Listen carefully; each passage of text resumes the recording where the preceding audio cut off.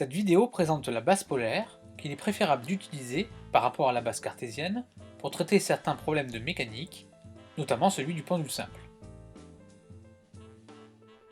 Cette base s'utilise souvent dans le cas de rotation autour d'un axe fixe. C'est une base mobile à deux dimensions. L'orientation des vecteurs unitaires de la base change avec la position du point M. Elle est donc définie par deux vecteurs. Un vecteur radial noté UR et un vecteur orthoradial noté Uθ. Le point M est alors repéré par deux coordonnées, une distance notée petit r et un angle noté θ. Il peut être utile de connaître les relations permettant de passer de la base polaire à la base cartésienne et inversement. Si on souhaite passer des coordonnées polaires aux coordonnées cartésiennes, nous voyons que la projection de la position OM égale R sur l'axe UX donne petit x, on a donc x égale R cos θ. Que la projection de la position OM égale R sur l'axe UY vaut y, on a donc y égale R sinus θ. Le passage des coordonnées cartésiennes aux coordonnées polaires s'effectue grâce aux relations suivantes, déduites des relations précédentes. R égale racine de x carré plus y carré et tangente θ égale y sur x. On peut également avoir besoin d'exprimer les vecteurs d'une base par rapport à l'autre. Par exemple, les vecteurs de la base polaire peuvent s'exprimer en fonction de ceux de la base cartésienne.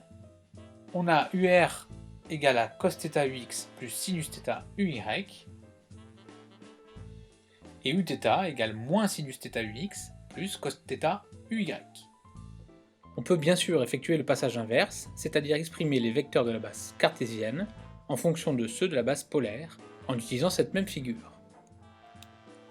Nous allons maintenant trouver les expressions de la position, de la vitesse et de l'accélération en coordonnées polaires. En effet, en coordonnées cartésiennes, l'accélération, que l'on utilise notamment dans le PFD, s'écrit suivant l'axe OX, x point point. Mais en coordonnées polaires, suivant le vecteur UR, celle-ci ne s'écrit pas R point point. Trouvons donc son expression, en partant tout d'abord de la position. Tel que le montre le schéma ci-contre, la position s'écrit OM égale RUR. On dérive celle-ci pour obtenir la vitesse. On a donc la dérivée d'un produit, on obtient R.UR plus R, dérivée de UR par rapport au temps.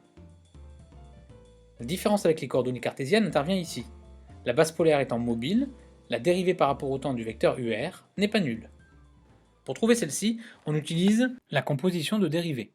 On écrit que dUR sur dt est égal à dUR sur dθ fois dθ sur dt, ce qui fait θ point fois dUR sur dθ. Nous avions exprimé le vecteur UR en fonction des vecteurs de la base cartésienne à deux dimensions.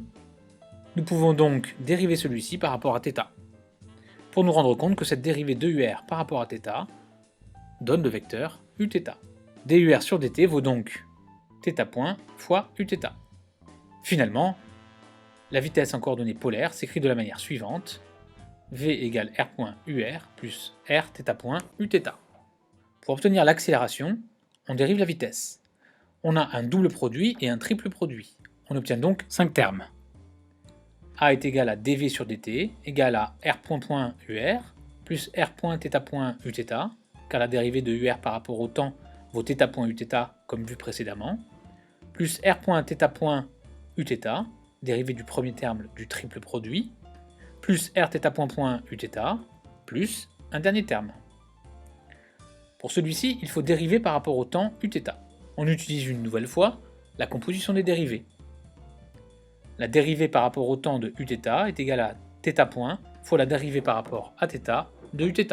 Comme Uθ vaut moins sinus θ ux plus cosinus θ uy, si on dérive, on obtient moins cos θ ux moins sinus θ uy, ce qui est égal au vecteur moins UR. On rappelle que les dérivées des vecteurs ux et uy sont nulles, car la base cartésienne est fixe. Donc la dérivée de Uθ par rapport au temps vaut moins θ point fois UR. Et le dernier terme de l'accélération est égal à moins R, θ point carré, UR. Finalement, l'accélération en coordonnées polaires a la formule suivante. A égale r point point moins r θ point carré UR plus 2r point θ point plus r θ point point Uθ. En résumé, voici les expressions des trois vecteurs position, vitesse et accélération en coordonnées polaires. Utilisons à présent cette base dans un problème classique de mécanique, le pendule simple. Trouvons l'équation différentielle du mouvement de la masse m.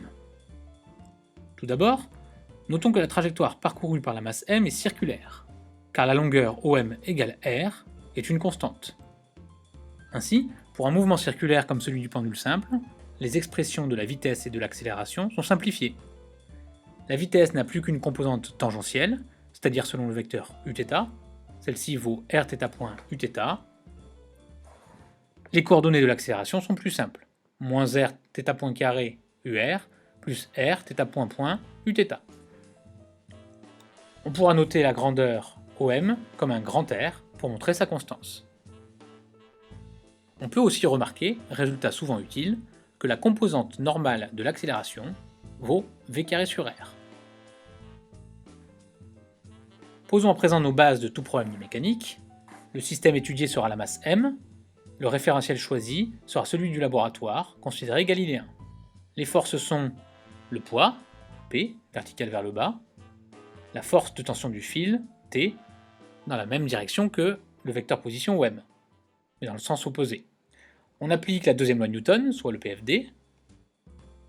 M fois A égale à la somme des forces extérieures appliquées au système.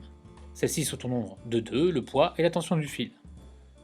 On projette alors cette relation sur notre base polaire. Sur le vecteur normal UR, on a M fois moins r θ point carré est égal à mg cos θ moins t. Et sur le vecteur tangentiel Uθ, on a m fois r θ point point est égal à moins mg sinus θ. La première équation nous permet d'obtenir l'expression de la tension du fil. La deuxième nous permet d'avoir l'équation différentielle du mouvement.